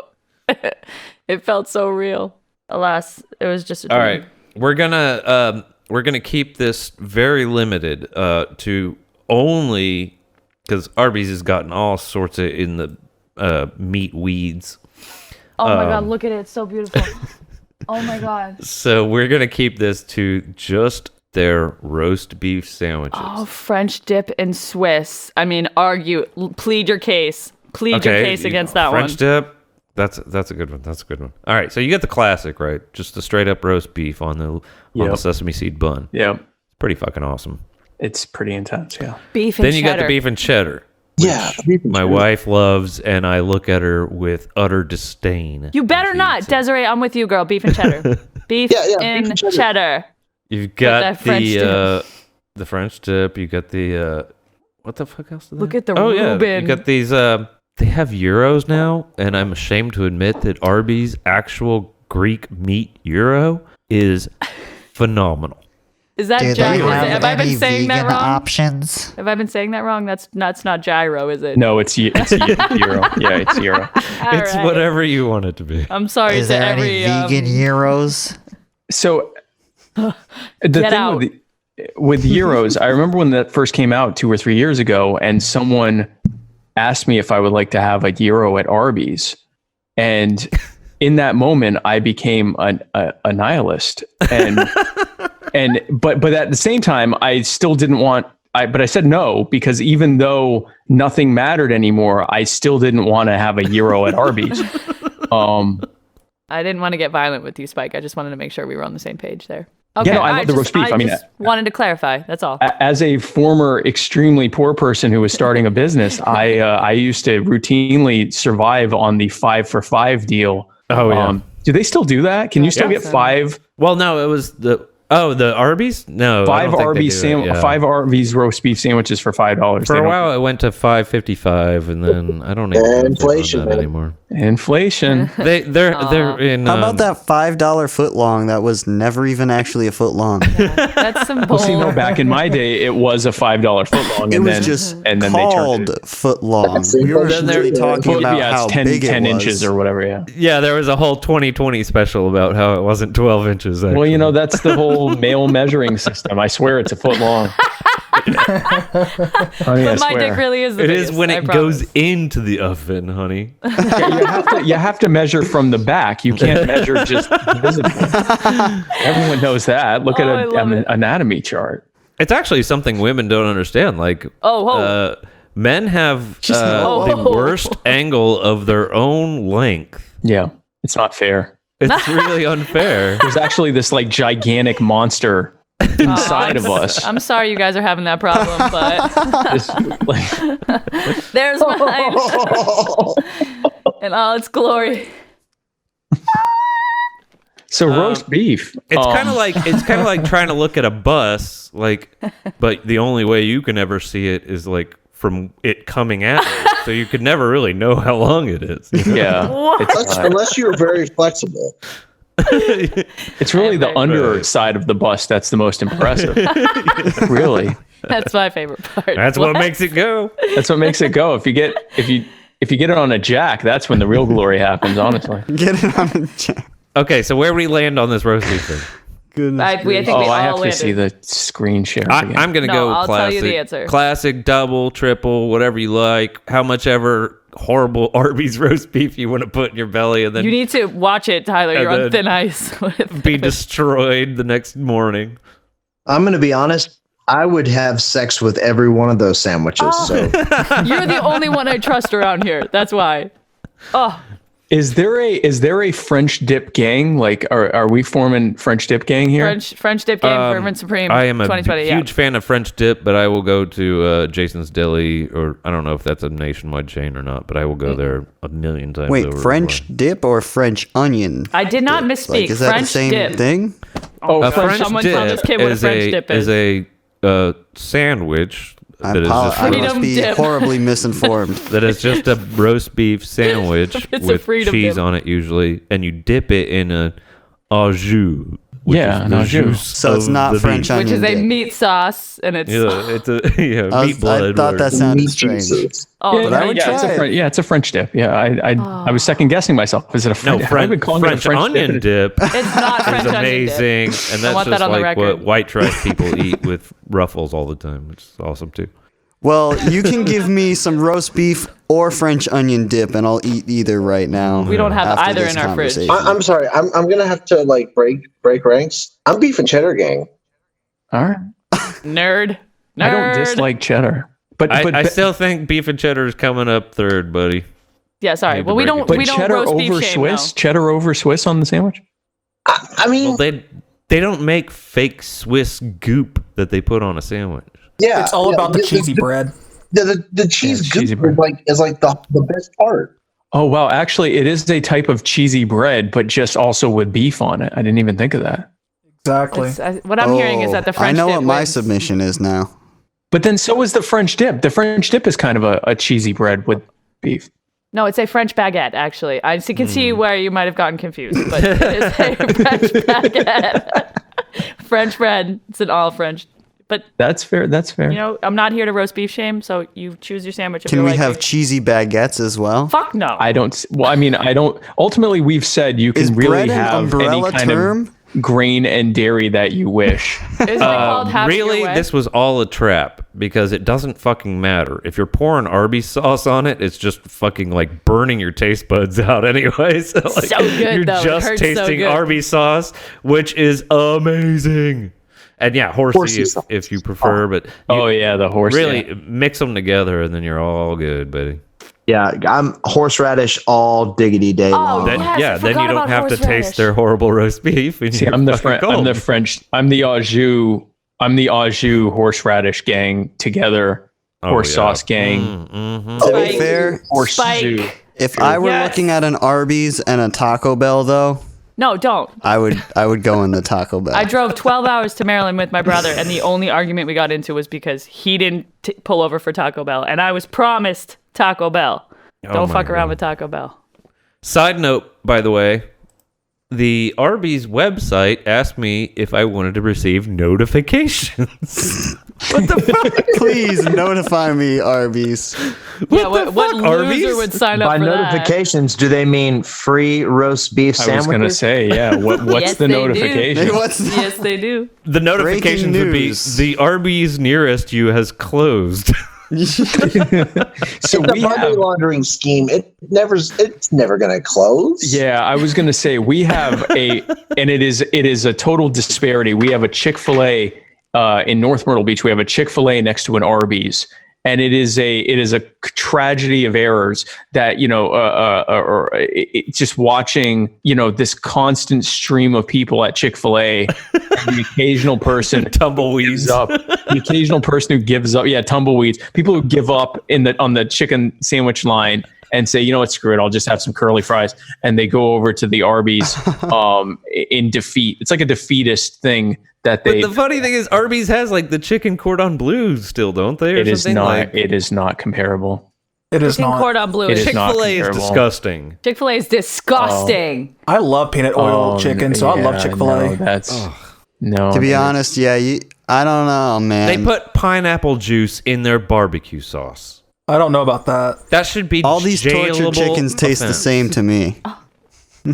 Yeah, I definitely wouldn't put That the was barbecue negative. put the barbecue sauce on, but a Chick-fil-A sandwich is difficult. I say this as a Jew. It is hard to beat the Jesus chicken. It is tough, but yeah, no. I mean, the people I think Arby's basically, it is either a money laundering scheme, which is perfectly valid theory, or they just survive on being next to Chick-fil-A's and other similar restaurants and just relying on enough people giving up to, keep them afloat.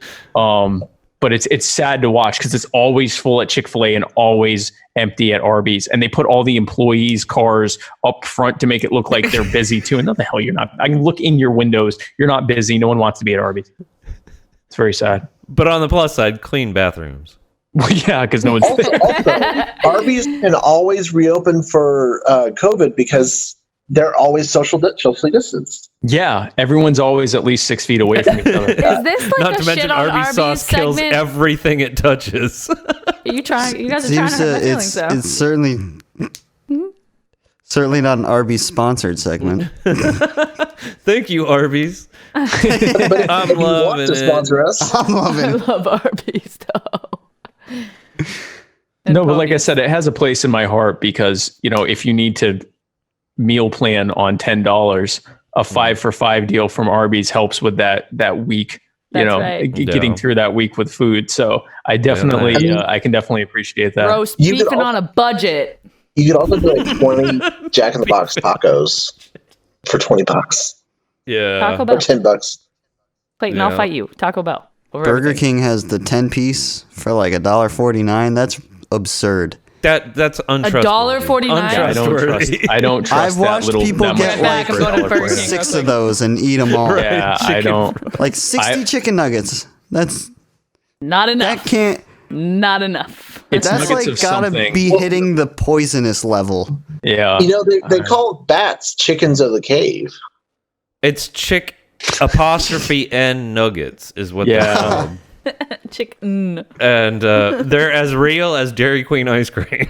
Yeah, at least with the vegan meat replacements, they tell you on the packaging what it is, and you can kind of fend for yourself. You go into Burger King and they're like, "Hey, want our chicken?" It's like, "What's in it?" It's chicken, but like he said, like chicken, like chick apostrophe N. Stop It's doing like, that with your hands. What is that? Yeah, exactly. Could you put your hands down and tell me this comes from an actual chicken?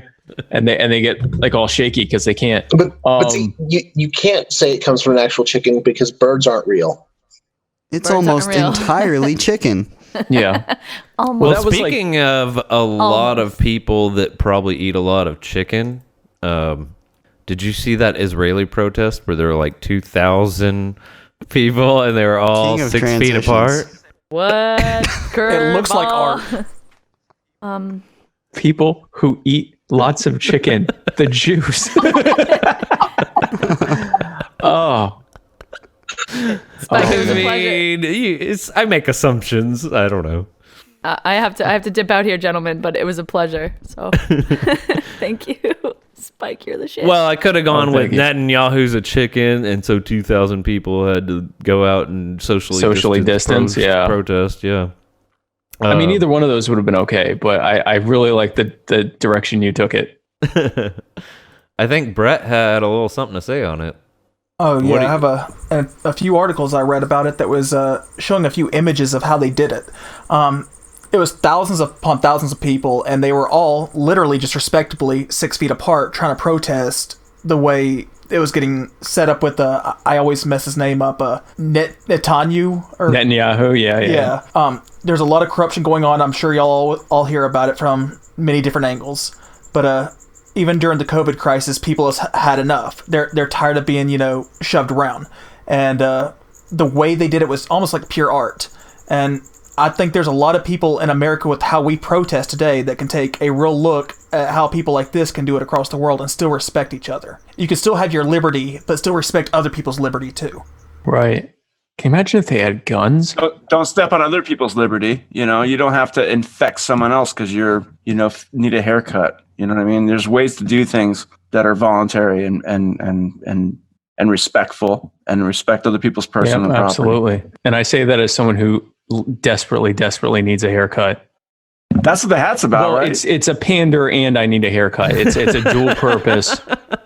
Well, we know you're pandering. It says it right there. No, it says I'm not. It says specifically that, excuse me, sir. It says specifically that I am not pandering. That I love you all and am in fact not pandering to you. But the hat, yes, the hat is half pander, half hiding you from the fact that I look like a 7-year-old with a Floby bowl cut. It is a nightmare, and something has to give. They've forgotten that we're a audio only podcast, so Spike, I'm wearing a hat that says "Taxation is theft." Yes, I'm wearing the flat billed "Taxation is theft," black and yellow. The black and yellow, and I also have some flair, some libertarian buttons on the side of it. Ooh, I like that. Yeah, my LGBT button. Is that a rainbow dove? Is that a rainbow dove? That's beautiful. It's the old school statue. That's the 70s one. I remember that. And then under that is legalize everything. So I'm really trying to play to the whole, all the libertarian delegates that I could possibly reach on these various programs on video. And so I've taken to wearing the hat, and it also serves as a useful way to hide people from the horror show that is my hairdo right now. I'm pretty sure a lot of them can also see you on Muddy Water Media wearing the hat as well when they want to see you. That's correct. Yes. Yeah, absolutely. Yeah, they can definitely. Something I noticed in this article actually is that the cops actually marked out these spaces. So I'm not entirely sure of how, how spontaneous this was, because we all know that Israel's not exactly the freest place on earth, but that you can see in the picture associated with the article, and we'll put it in the show notes, is that it almost looks like a giant hopscotch kind of picture. It's strange. They drew out, you can, if you stand in these four corners then of the squares they drew out, then everybody would be 6 feet apart. But then again, it's also like, that's a kind of a dedication to the process of protest, right? Like, where the state goes, well, you have a right to protest, and so we're going to attempt to make it as safe as possible for everyone. And it's consistent with nonviolent direct action and protest, to where you're not like going to trample on someone else's rights because you're bummed about something. Well, certainly I can't. And I think Gandhi or MLK or, we haven't seen it in America of them, like, even, trying to put out fucking traffic cones or anything like that to kind of have people be able to protest in a safe manner. Yeah, that's actually one of the things about those recent protests. It's like there's almost definitely going to be a bunch of people who got sick as a result of it.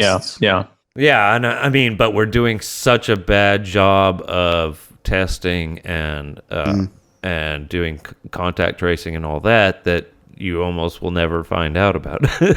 So it's ridiculous. Texas opened up, and we went 3 days in a row of record new cases for the state. Right. Sorry, JC, what'd you say? Yeah, I need to know why I can rest assured. Oh, I was just going to say rest assured because the president announced that his people would be tested daily. Everyone that works on the White House staff will be tested daily, while everyone else has to beg for a test. Thank God. I am relieved, especially since they just found out one of his valets has COVID. And here he is going around without a mask or anything on. Not for any, some people were trying to tell me, Trump said the reason Trump's doing this is because he doesn't want us to be scared and he wants to raise morale. And I said, no, he actually said he just can't see himself wearing one. It has nothing to do with you. He doesn't care about you at all. So apparently it just came out today that Ivanka Trump's personal assistant has tested positive for COVID-19. So I guess, COVID is just the gift that keeps on giving. Yeah, absolutely. She's tested positive for making my pants tighter. Oh, snap. That was awful. Dude, it's Ivanka. Come on. She doesn't do it for me. Yeah, but she's also decidedly not my type. Yeah, her dad too. I'm really not into girls that. Yeah. Girls who have whose dads lust after them. It kind of lose it for me for some reason. I think there's a whole Pornhub track for that. I'm sure some people are into that. I mean, that's like half the videos on Pornhub right now. Pornhub, what's that? Yeah, no, but seriously, what is this like a website with pornography on it? Apparently. Well, I don't know how I feel about such a thing. Yeah. The drum loop at the beginning of their videos has become very famous. I've seen tweets about how OnlyFans is really the downfall of Western civilization and that we really probably should have just let Al-Qaeda take over. I'm pretty sure we should have at this point. I thought Al-Qaeda did take over. Was I informed? I thought I thought we were now lived in the Al-Qaeda states of America. Is that incorrect? They never finished the McCain investigation. Between TikTok and OnlyFans, I don't know about you, but we're keeping this. I wonder if Al-Qaeda has an OnlyFans. Naughty bin Laden. Yeah, is there a place where you can buy bin Laden's bathwater? Because that's, asking for a friend. Is available on the deep web, right? Jesus, it's like asking for a friend. Pieces of the Berlin Wall. It's just bin Laden's pubes. The Berlin Wall's bathwater.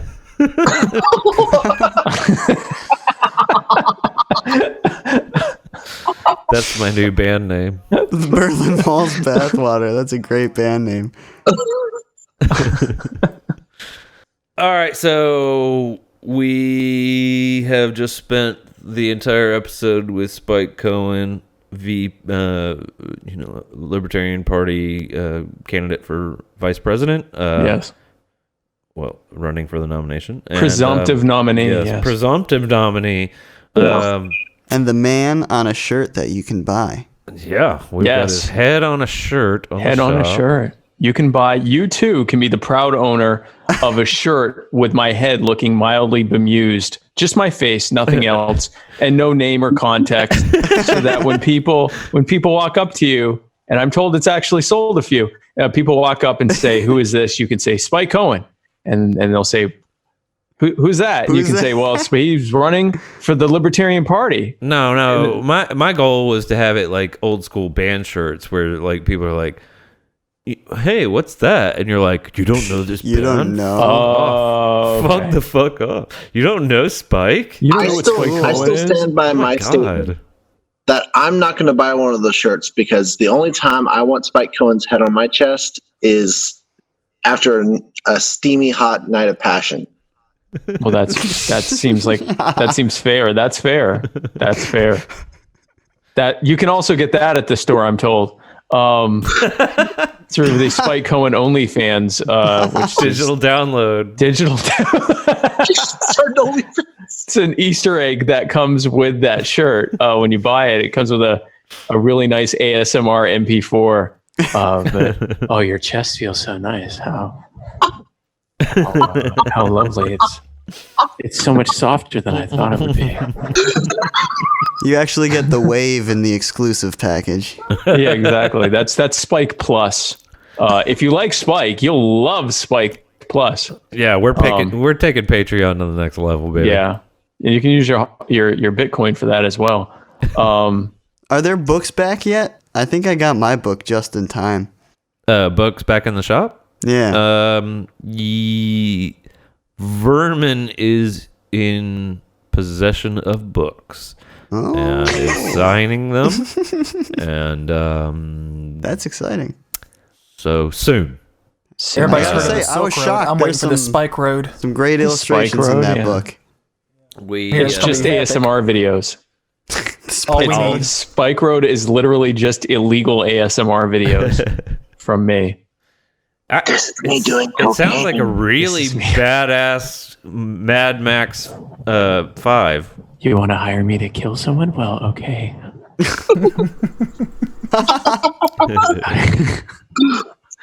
I accept Monero. Take my money. Here. Yeah. That's why I got this mic, by the way, it was ostensibly for Muddy Waters Media, but ultimately it has often become a vehicle for my really off-putting ASMR that I make occasionally. Foot fetish ASMR.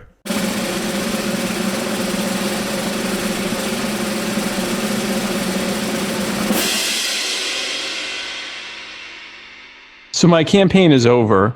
I was gonna say you look like you're trying to recreate the Piper Perry meme. Yeah, no. Well, look, I mean, I was trying to go for like a Larry King inverted look. I have this gigantic mic, and I ask people the tough questions. Except I never ask people tough questions, so I just have a gigantic mic. And so now it's just a symbol of power and dominance to have this massive hanging black mic by my head.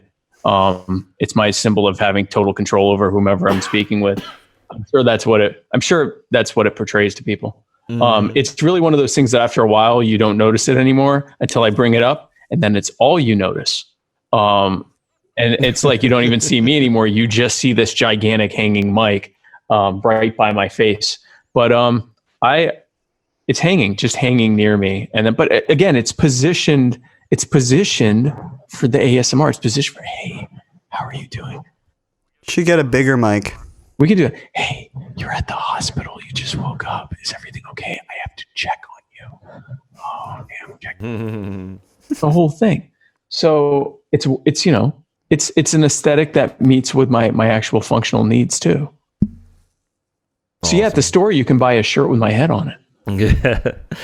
Go to verminsupreme2020.com/shop if you want to go straight to the shop, but you probably don't want to miss all the fun and games that is the Vermin Supreme official website that has the policy, the platform, the Libertarian Party platform in its near entirety. And Spike section looking better than ever. I think is great. We've got contact page in case you want to get in touch with the campaign. We've got events page, which is near meaningless at this moment, but and obviously the shop.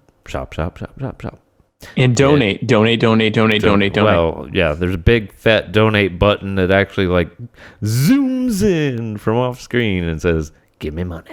This has been awesome. Perfect. Thanks for coming on, Spike. Oh, absolutely. Thank you for having me. We didn't expect a full 2 hours from you. It was awesome. And y'all want to go out with a big fat ohm? Oh, big fat ohm. Shit. All right. On the 1 and 2 and 3. Oh.